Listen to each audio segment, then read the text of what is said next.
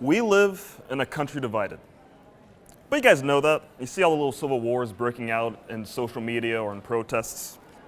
However, I'd like to address one of these deeply polarizing issues today: Confederate monuments. You've often seen the ugly and at times horrific fights over these statues. And I'm not just talking about Charlottesville. There was a protest not too long ago in Richmond, right in our backyard. But as you can see, I'm a black man, so you're probably expecting me to have a very hardline stance on these statues. Take them all down and grind them to dust, or something like that. Well, sorry to disappoint, but despite my race, no, because of my race, I feel these statues must remain. Taking them down will only allow us to ignore the very real racial problems we have in America. These monuments allow us to forget about the complex racial dynamics in this country, and taking them down would not really change anything, and they can easily be put in the proper historical context.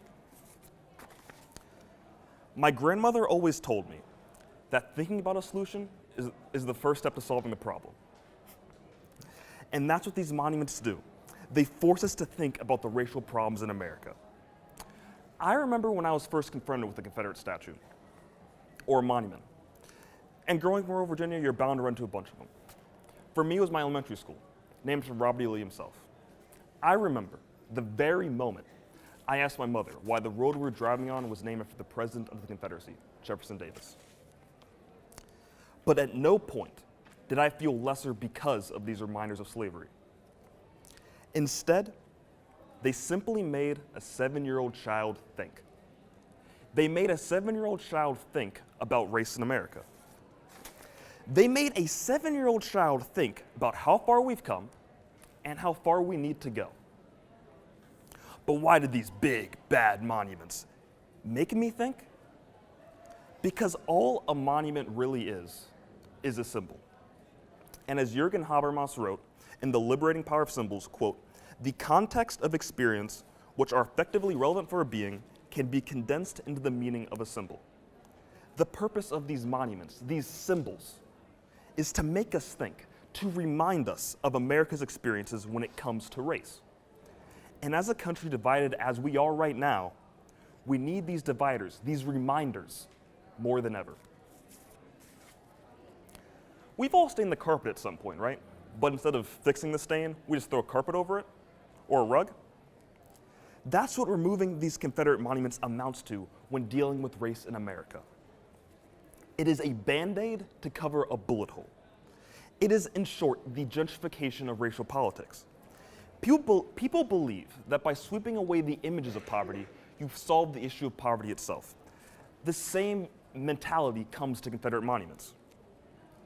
How does taking down a statue of Stonewall Jackson prevent me from living in fear of the police? How does renaming a highway solve systemic poverty? To be blunt, how would taking down that statue of Robert E. Lee on Monument Avenue prevented Trayvon Martin from being shot? Removing and renaming doesn't solve these problems. It makes it easier to pretend they don't exist.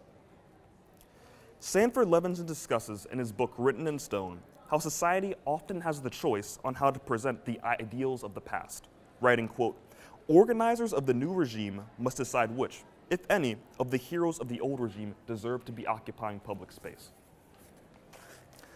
The men these monuments represent aren't to be supported, but taking them down won't solve the issues the black community faces daily.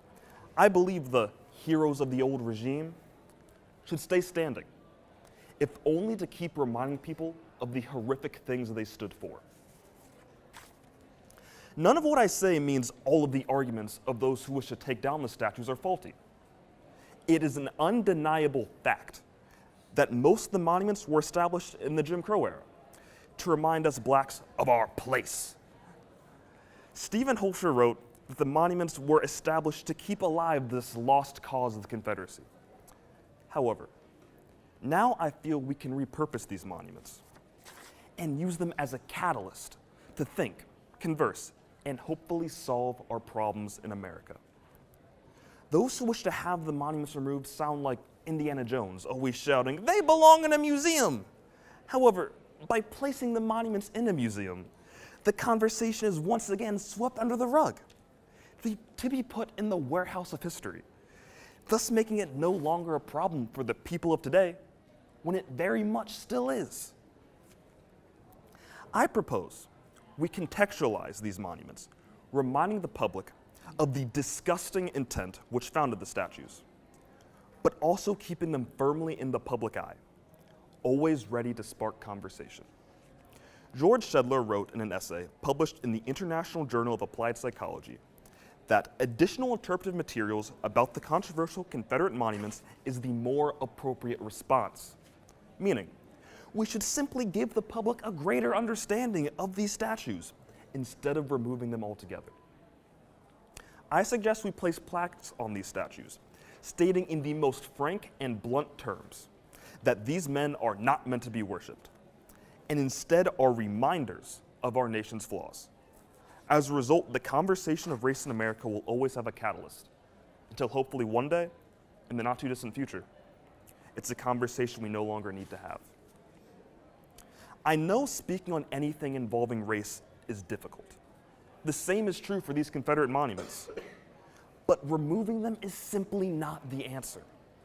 Removing the monuments wouldn't actually fix any of the issues the Black community faces daily, monthly, or yearly. The monuments can be contextualized to educate rather than stew hate, as we saw in Charlottesville. But most importantly, taking down these monuments would rob another 7-year-old of the moment I had, the moment when you cease to think about America as a utopia, but rather as it is. We live in a country divided, and taking down these monuments won't change that. But maybe keeping them up will. Thank you.